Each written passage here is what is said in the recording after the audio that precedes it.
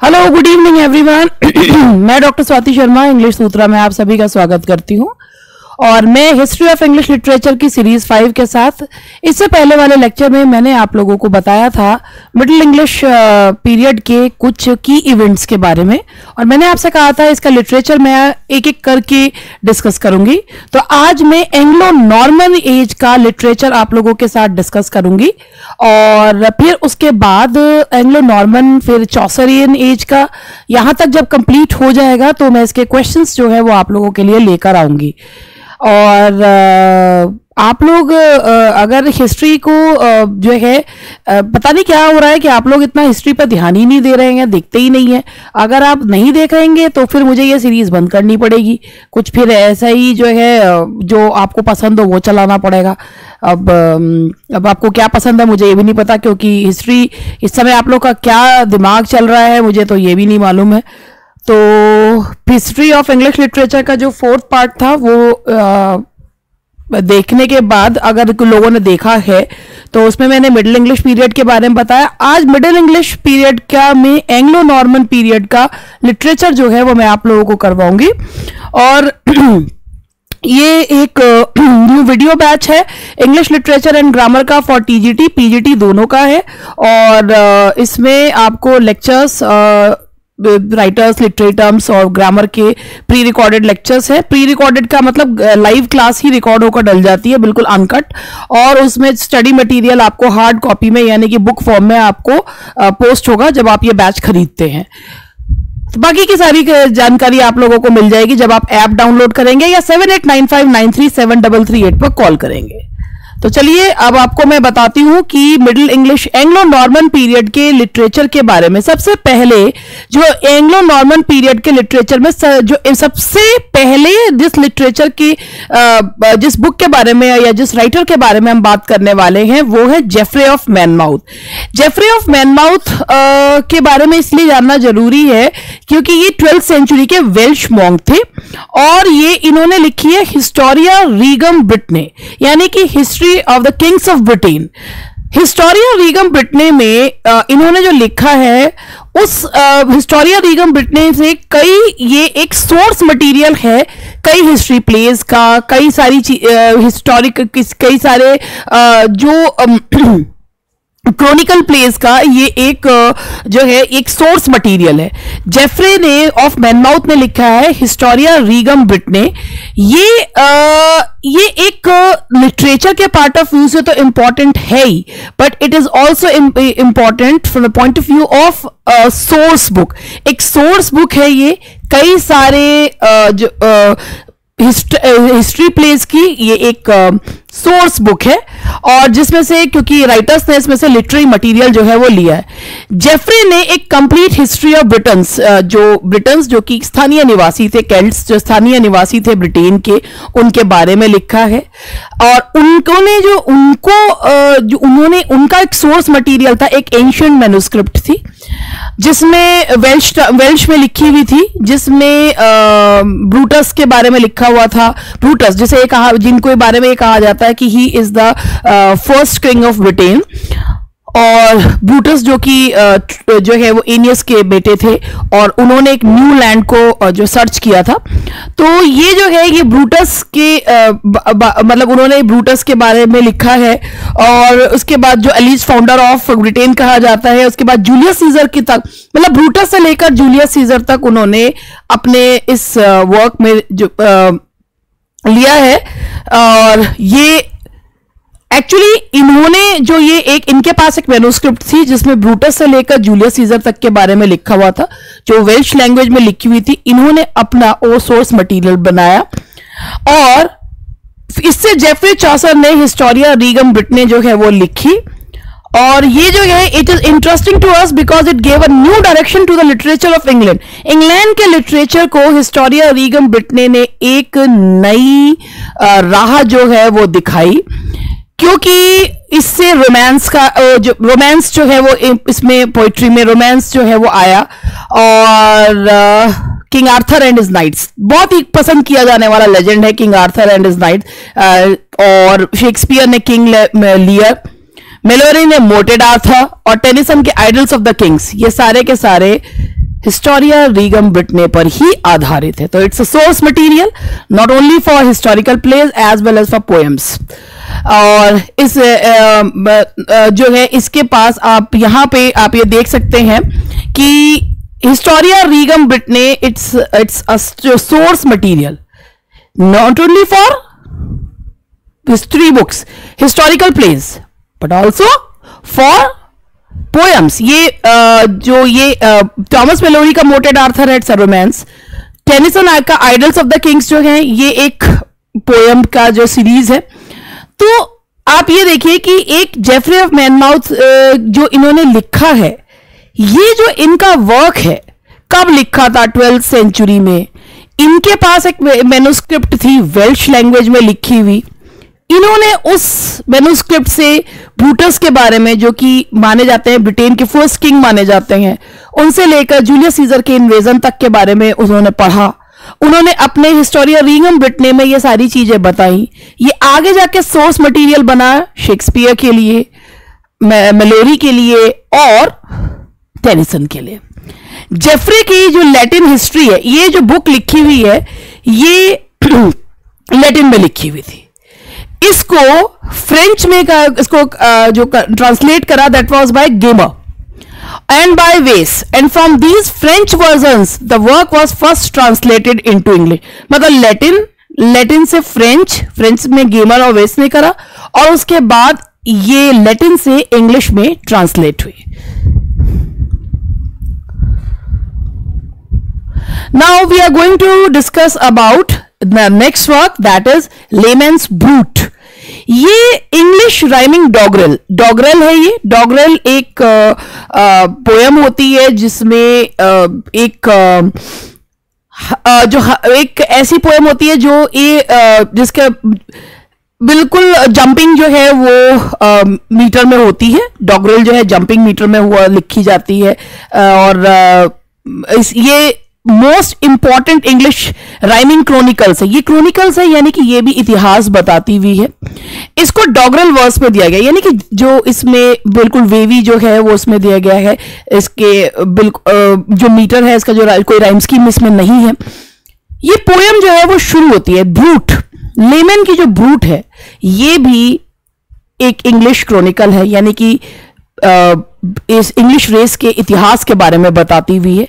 ये जो पोएम है, ये पोएम डिस्ट्रक्शन ऑफ ट्रॉय, अगर आपने ट्रोजन वॉर के बारे में सुना है, ट्रोजन वॉर जो कि 10 साल तक चला और जो कि हेलन के एब्डक्शन की वजह से स्टार्ट हुआ था। और जो ट्रोजन वॉर थे, जो कुछ हीरोज थे वो ग्रीक्स के फेवर में थे, कुछ हीरोज जो हैं वो ट्रॉय के फेवर में थे। तो जब डिस्ट्रक्शन ऑफ ट्रॉय, जब ट्रॉय का विनाश हो जाता है और यानी कि ट्रॉय जो है वो जल जाता है, and the flight of एनियस the Duke, और जो एनियस जो ड्यूक है वो इटली में जो है वो जाते हैं। ब्रूटस जो कि ग्रैंडसन है, वो अपने लोगों को इकट्ठा करते हैं और वो एक न्यू लैंड वेस्ट में जो है उसको उस न्यू लैंड ढूंढते हैं वेस्ट में। वो न्यू लैंड और कोई नहीं है, वो है ब्रिटेन। न्यू लैंड ब्रिटेन है। दैट वाज, जो कि मैंने अभी आपको बताया था कि यही सेम चीज उसमें भी दी गई ब्रूटस के बारे में, जो कि ब्रूटस जो कि फर्स्ट किंग ऑफ ब्रिटेन माने जाते हैं। अब ब्रिटेन जो ये then follows the founding of the Britain kingdom.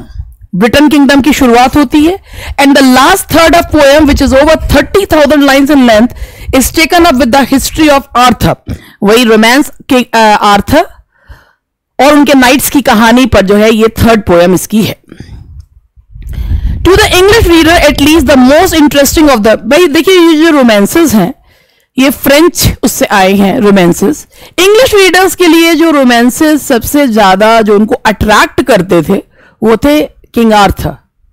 King Arthur और उनके नाइट्स के जो रोमांसेस थे वो उन्हें बहुत ज्यादा उनको प्रभावित करते थे, वो पढ़ना चाहते थे। और ना केवल वो उस युग में बल्कि आज भी किंग आर्थर और उनके जो नाइट्स हैं उनकी कहानियां लोगों को आज भी अट्रैक्ट करती हैं। इंग्लिश रोमांसेस जो हैं are either copies of translations of the are either copies. English जो रोमांसेस हैं या तो कॉपीज हैं या फ्रेंच के ट्रांसलेशंस।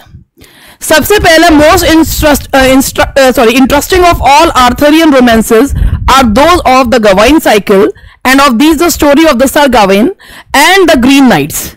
इनमें से सबसे इंटरेस्टिंग जो कहानी है वो है सर गाविन और उनके नाइट्स, उनकी Gawain and the Green Knights. ये बड़ी Sir Gawain and the Green Knight है, ग्रीन नाइट्स नहीं है, Sir Gawain and the Green night.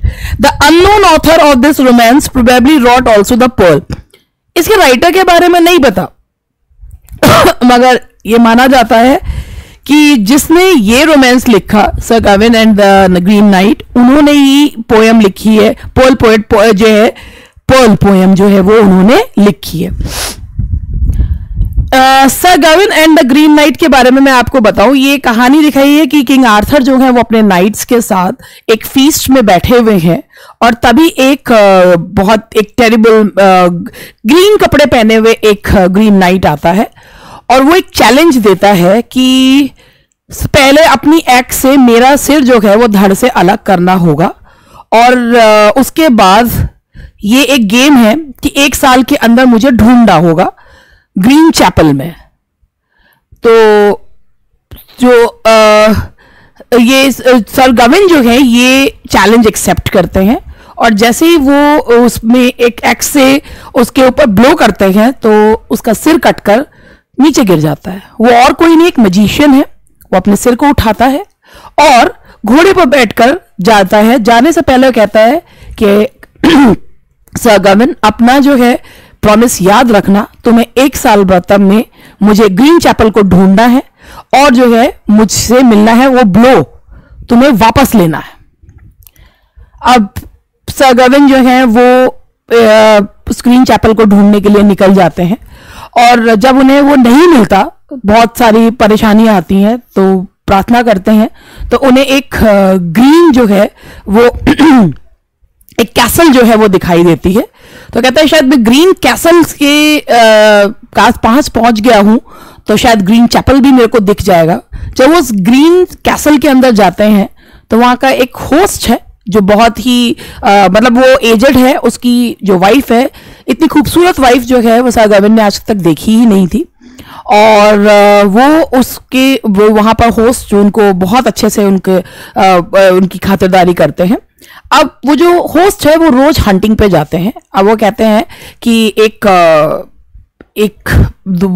समझौता सा होता है कि जब वो वापस आएंगे होस्ट, तो जिसके पास जो अच्छी चीज है वो दिन भर में उसे मिली है वो आपस में एक्सचेंज करेंगे। तो होस्ट जब वो लेकर आते हैं हंटिंग के बाद वो उसको सर गाविन को देते हैं।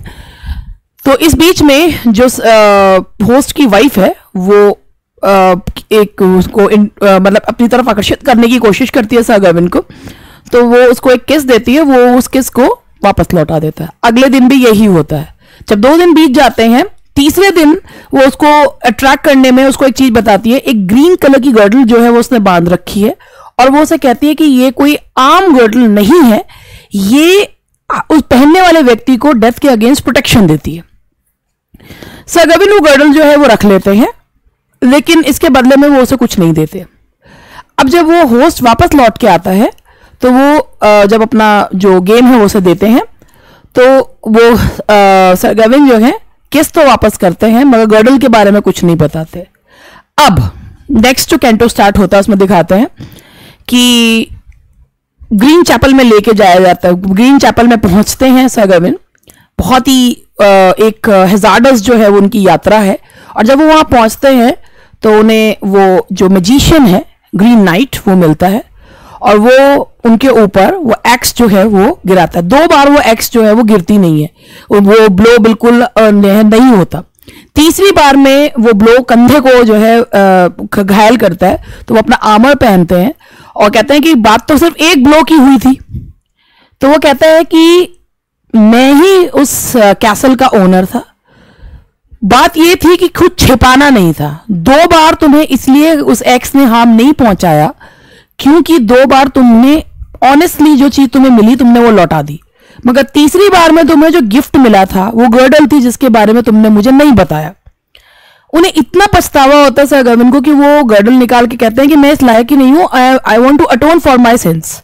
वो कहता है कि तुमने बता के ऑलरेडी जो है अटोन कर लिया, ये एक फ्री गिफ्ट है तुम्हारे लिए। जब वो लौट कर आते हैं, किंग आर्थर को ये चीज बताते हैं और वो जो है उस गर्डल को पहनते हैं। तो ये है कहानी sir गविन and the Green night की, जिसके जो पोएट है उनके बारे में नहीं पता कि वो पोएट कौन है, मगर ये कहा जाता है कि जिन्होंने ये पोएम लिखी उन्होंने ही पर्ल जो है पोएम लिखी। और डॉगरल वर्स है, यानी कि इरेगुलर मीटर एंड रिद्म है और जर्की वे में लिखी हुई है। लेकिन ये भी जो है सॉरी, ये तो डॉगरल नहीं है, मैं उनको मिला दिया। सर गविन जिन्होंने लिखी है वो sir गविन and the Green night जिस राइटर ने लिखी है उन्होंने ही पर्ल पोएम लिखी है, मगर ये नहीं पता कि इसके राइटर जो है वो कौन है। लेमन की जो ब्रूट है वो डॉगरल वर्स है। तो अभी तक हम लोगों ने जो पढ़ा वो ये था कि सबसे पहले हमने जेफरे ऑफ मैनमाउथ के बारे में पढ़ा, जिन्होंने हिस्टोरिया रीगम ब्रिट ने लिखी है, जो कि एक सोर्स मटेरियल है बहुत सारे हिस्टोरिकल प्लेस का, मतलब हिस्टोरिकल प्लेस का, क्रोनिकल्स का, रोमांस का और इसके अलावा पोएम्स का। शेक्सपियर की किंग लियर हिस्टोरिया रीगम ब्रिट पर ही आधारित है। इसके बाद हमने डिस्कस किया लेमन के ब्रूट के बारे में, वो भी एक पोएम है, लेकिन वो पोएम भी किस पे है, हिस्ट्री ऑफ ब्रिटेन के बारे में, मगर वो लिखी गई है किस फॉर्म में, डॉगरल फॉर्म में, यानी कि इरेगुलर मीटर फॉर्म में लिखी गई है। उसके बाद हम बात करते हैं sir गविन and the Green night. ये पोएम रोमांस है, रोमांस जो पब्लिक को पसंद आते थे, आर्थरियन रोमांसेस। जितने भी रोमांसेस हैं वो या तो कॉपी है या ट्रांसलेशन है फ्रेंच के। ये एक इंटरेस्टिंग पोएम है, इसकी कहानी मैंने अभी आप लोगों को सुनाई, sir गविन and the Green night. I hope कि आप लोगों को समझ में आई। उसके बाद यहां तक ये हम लोगों ने डिस्कस करा। अब जो नेक्स्ट वर्क है दैट इज ऑर्म्स ऑर्मुलम। ऑर्म्स ऑर्मुलम जो है ये ब्रूट के बाद लिखी गई है। is a paraphrase of the gospel lessons for the year, somewhat after the manner of Caedmon's paraphrase. ये ऐसे ही लिखी गई है जो गॉस्पेल्स के मतलब कि जो गॉस्पेल है ये paraphrase of the gospel lessons, ये गॉस्पेल लेसन्स का पैराफ्रेज है, यानी कि उसको सिंप्लीफाई करके लिखा गया है। ये कैडमैन की पैराफ्रेज की तरह लिखी गई है, लेकिन without any of Caedmon's poetic fire and originality. लेकिन इसमें कहीं से कहीं तक भी कैडमैन जैसी ओरिजिनलिटी देखने को नहीं मिलती, मगर ये लिखी है गॉस्पेल का ही पैराफ्रेज है और ये लिखी ऐसे ही गई है कैडमैन के पैराफ्रेज की तरह। The next work is Cursor Mundi. ये एक बहुत लंबी पोएम है जो एक मेट्रिकल रोमांस है out of Bible history and shows the whole dealing of God with man from creation। ये एक वो पोएम है जो बाइबल से ली गई है और ये बताती है कि मैन क्रिएशन से लेकर डूम्सडे तक की कहानी, how God created man and doomsday के बारे में जो है ये बताती है कर्सर मंडी। एक लॉन्ग पोएम है, स्टोरी कहां से ली गई है, बाइबल से, और ये क्रिएशन से लेकर डूम्सडे तक की कहानी बताती है। इसके बाद हमारी जो नेक्स्ट जो हमारा वर्क है that is the owl and the Nightingale. ये उस समय का एक ट्रेडिशन आप मान लीजिए कि ये बीस्ट फेबल्स भी हुआ करती थी और आगे भी आप देखेंगे, और ये मतलब पशु पक्षियों के माध्यम से पोएम स्टोरीज जो है वो बताई जाती थी। The owl and the Nightingale ये एक लॉन्ग डिबेट है दो बर्ड्स के बीच में, एक gay side of life, the other the sterner of the law. Owl जो है वो स्टर्नर ऑफ लॉ और नाइटिंगेल गे साइड को बताती है। And land of Cockaigne that is luxury land, a keen satire of monks and monastic. ये एक व्यंग है मोनेस्टिक रिलीजन और मॉन्क्स के ऊपर, ये एक व्यंग है। Owl and the Nightingale poem में दो साइड्स को दिखाया गया, एक स्टर्नर साइड डिसिप्लिन्ड लाइफ और एक गे लाइफ को दिखाया गया। ये एक व्यंग है मॉन्क्स एंड मोनेस्टिक रिलीजन्स पे। सो यही हेयर आई रेस्ट, ये एक मैंने आप लोगों को लिटरेचर, एंग्लो नॉर्मन एज के लिटरेचर के बारे में बताया है। अब मैं चौसर के पीरियड की हिस्ट्री बताते हुए उसके बाद चौसरियन जो चौसर की एज के जो लिटरेरी वर्क्स हैं उनके बारे में आपके साथ डिस्कस करूंगी। तो ये है, यहां तक मैं अभी, ये लास्ट स्लाइड है और इसको मैं एक एक करके आपको दिखा देती हूं।